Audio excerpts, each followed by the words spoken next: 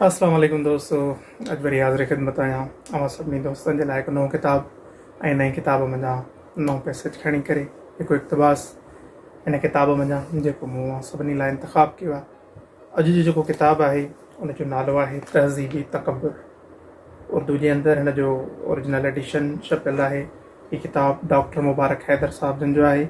इन जो तर्जुमो सिंधी जे अंदरि आसी महमूद ज़मीनी साहिब जन कयो आहे। सांझ पब्लिकेशन्स लाहौर जे तरफ़ां ही छापे वियो आहे।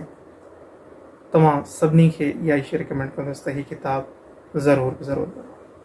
हीअ किताबु इंतिहाई तल्ख़ हक़ाइक़ जे मुताबिक़ तल्ख़ हक़ाइक़ जे बारे में लिखियो वियो आहे ऐं हिन किताब जे लिखण वारो अंदाज़ इंतिहाई तुर्श ऐं मां सम्झां थो चिथर कंदड़ आहे हिन समाज जे उन ढांचे ते, उन मुक़दसात ते जेकी असांजे मुआशरे जे अंदरि अॼु ॾींहं ताईं ज़हननि जे अंदरि पालिया विया आहिनि, मैनिपुलेट करे या किन ॿियनि तरीक़नि सां।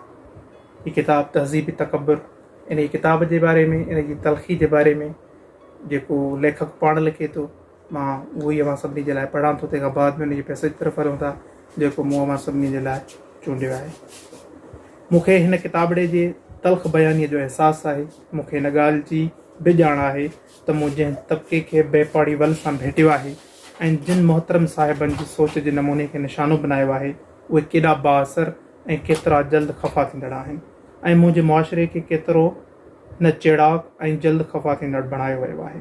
मूंखे डपु आहे त असांजे मुआशरे खे तबाहीअ ॾांहुं धिकींदड़ अंसर पंहिंजे तर्ज़ फ़िक्र जे तबाहकारियुनि जे तजज़िये करण ते राज़ी न थींदो, बल्कि क़िस्म क़िस्म दलीलनि ऐं बौताननि ज़रिए पंहिंजी रांदि जारी रखण जी कोशिशि कंदो। इन हूंदे बि मुंहिंजो ईमान आहे त इन अंसर जा हथ रोकणु ज़रूरी आहे। पोइ जेतिरो बि असां खां थी सघे यकीनन हीअ कोशिशि बि अवां सभिनी सां जेको इक़्तिबास शेयर कयूं था ऐं हिन किताब जो जेको तारुफ़ अवां सभिनी जे साम्हूं रखूं था, इहा बि हिकु उहा नंढड़ी कोशिशि आहे। हलूं था पंहिंजे किताब जे उन इंतिहाई मुख़्तसिर हिकिड़े मज़मून जे तरफ़ जंहिंजो उनवान आहे इनफ़िरादी फ़अल। तहज़ीबी तकब्बुर, तहज़ीबी नरगिसियत, नार्सिसिज़म हिकु इंतिहाई पेचीदा ऐं इंतिहाई दक़ीक़ ऐं असांजे मुआशरे में आम मिलंदड़ हिकिड़ी शइ आहे जंहिंखे असीं शायदि दर्क करण जी कोशिशि नथा करियूं। असीं उन्हनि शयुनि ॾांहुं ध्यानु ॾियण जी कोशिशि नथा कयूं। उन्हनि इल्मनि जे तरफ़ां, उन्हनि मौज़ूआत जे तरफ़ां, उन्हनि कलमनि जे तरफ़ असां ध्यानु नथा ॾियूं जेकी इन्हनि शयुनि इन जे तकब्बुर ॾांहुं असांखे शिकायो वेठा अचनि था ऐं इन जो अहसासु ॾियण जी कोशिशि कनि था त इहा केतिरी मनफ़ी सोच ऐं मनफ़ी फ़िक्र आहे। हलूं था पंहिंजे किताब जे इक़्तिबास जी तरफ़। असां वटि पंहिंजे पाकाईअ जे फ़रेब खे क़ाइमु रखण लाइ कुझु जुमिला ऐं जवाब कंहिं सबक़ वांगुरु रटिया पिया आहिनि। लॻे थो त उन लाइ तहरीकी सतह ते कमु कयो पियो वञे। टीवी, अख़बारनि, रिसालनि खां सवाइ जुमे जे ख़ुतबनि में, पाड़े घिटीअ में जारी दर्स में, तेज़ीअ सां पकिड़िजी वेंदड़ ख़तीबनि जी कैसेटुनि में ऐं बेशुमार मदरसनि में तहरीकनि जे मर्कज़ खां जारी थियण वारा जुमिला ऐं रवैया हिकु ई नमूने सेखारा वञनि था। जॾहिं बि अहिड़ो को फ़िक्रअंगेज़ सवाल अॻियां अचे त अगरि असां बहितरीनु उम्मत आहियूं त हीअ जुर्म ऐं हू बदकारी, हू ज़ुल्म ऐं हीअ बेहसी छो आहे, त जवाबु मिलंदो विच में बुरा माण्हू बि त हूंदा आहिनि।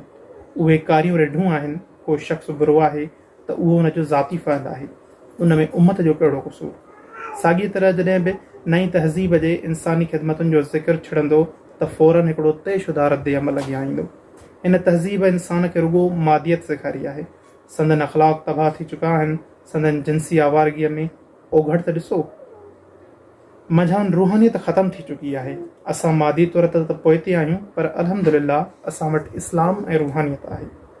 असां ख़ुदि फ़रेबीअ जे नशे में इहो ॾिसी नथा सघूं त असांजे सदर खां वठी पटेवाले ऐं मज़दूर ताईं, रूहानी उफ़क़ मथे पखड़ियल अज़ीम स्कॉलर खां वठी गॾह गाॾीअ वारे अणपढ़ियल वापारीअ ताईं हर हिकु ॿिए खां वधीक शरीर, शौक़, चंडराल ऐं बदनसीब शिकार लाइ निकितल आहे।